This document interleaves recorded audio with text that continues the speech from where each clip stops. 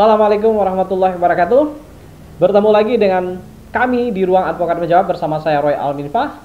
Salam Sobat Ram. Hari ini kembali saya menyapa Sobat Ram untuk berbagi informasi terkait dengan berbagai masalah hukum yang dihadapi oleh masyarakat atau Sobat Ram dalam kehidupan sehari-hari.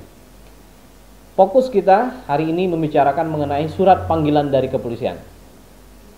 Nah, banyak yang bertanya terkait dengan surat panggilan ini, ada apakah surat panggilan itu wajib dihadiri, kemudian bagaimana format surat panggilan yang benar, tenggang waktunya, kemudian bagaimana cara kita dalam menerima surat panggilan itu agar tidak ketakutan berlebihan.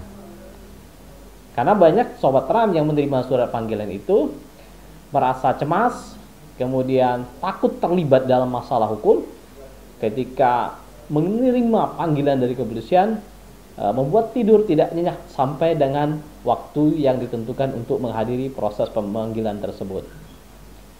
Oke, sebelum lebih lanjut, jangan lupa untuk subscribe, like, dan share video ini, serta nyalakan loncengnya untuk mendapatkan informasi terbaru dari kami, Ruang Advokat Menjawab.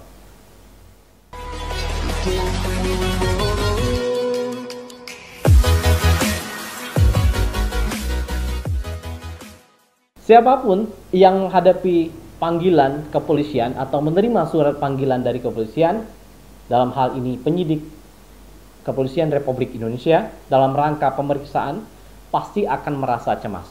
Hal ini sangatlah lumrah karena setiap klien yang saya tanyakan tentu mereka menyampaikan bahwa saya ada kecemasan tersendiri untuk menghadapi proses pemanggilan ini.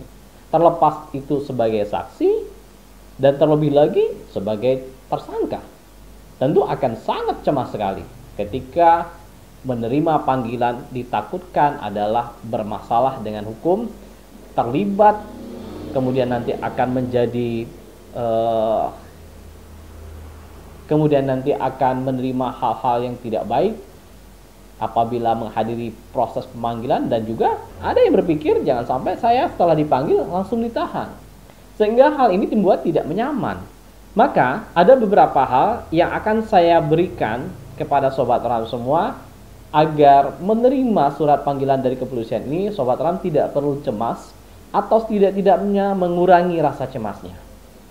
Nah, untuk itu perhatikan beberapa hal ini, jangan di skip, perhatikan dari awal sampai dengan akhir video yang harus diperhatikan oleh Sobat Ram dalam menghadapi surat panggilan dari kantor kepolisian. Yang pertama, Sobat Ram tentu harus melihat batas waktu penerimaan panggilan dengan jadwal panggilan. Apakah panggilan itu patut atau wajar? Maksudnya patut dan wajar ini dalam konteks hukum yang berlaku di Indonesia, panggilan itu dianggap patut dan wajar apabila dipanggil atau surat panggilan itu diterima 3 hari sebelum proses pemeriksaannya. Dan Sobat Ram perlu juga diingat, jika ada oknum kepolisian yang melakukan pemanggilan tanpa menggunakan surat, misalkan by phone atau titip pesan, itu tidak perlu dihiraukan karena tindakan itu tidaklah dibenarkan menurut peraturan perundang-undangan. Panggilan itu harus dilakukan secara patut, secara tertulis, kemudian dengan waktu yang telah ditentukan oleh peraturan perundang-undangan.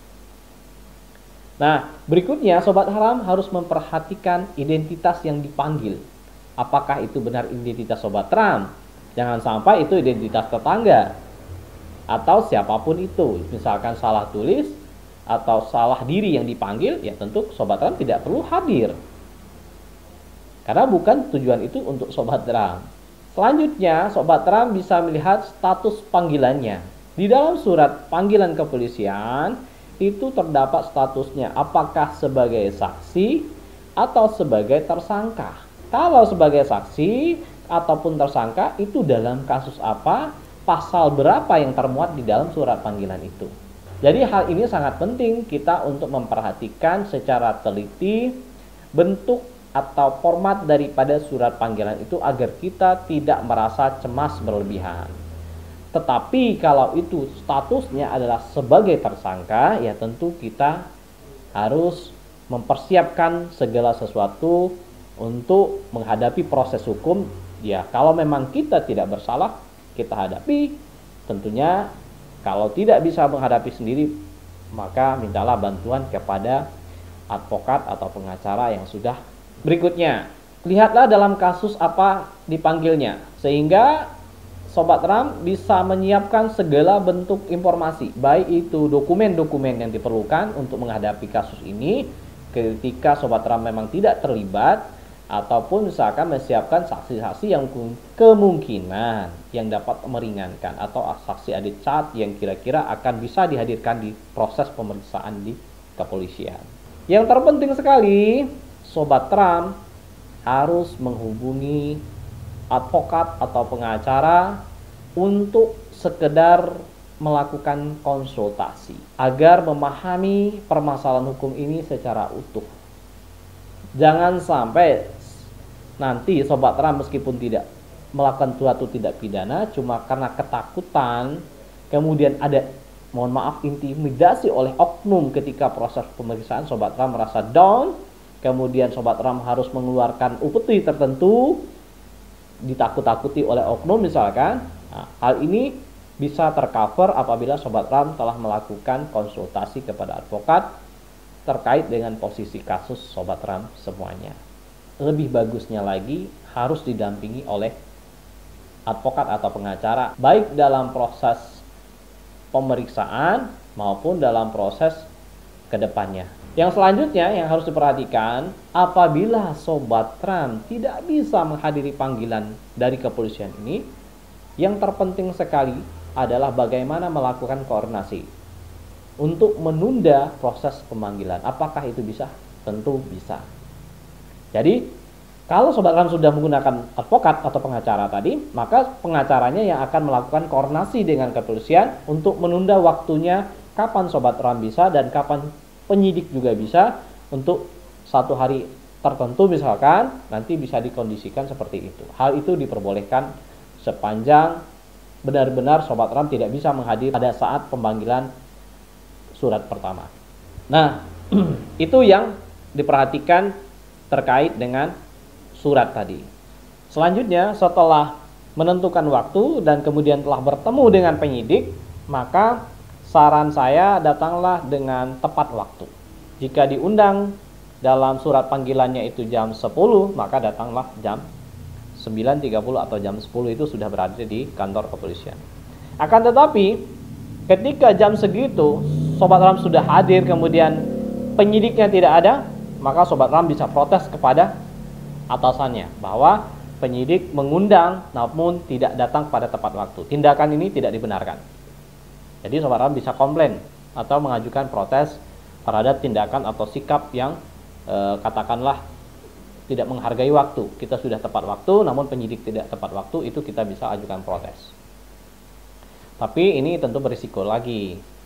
Tentu nanti ketika mereka tersinggung, ya mungkin bisa melakukan tindakan-tindakan pada saat pemeriksaan yang sifatnya membuat kita tidak nyaman.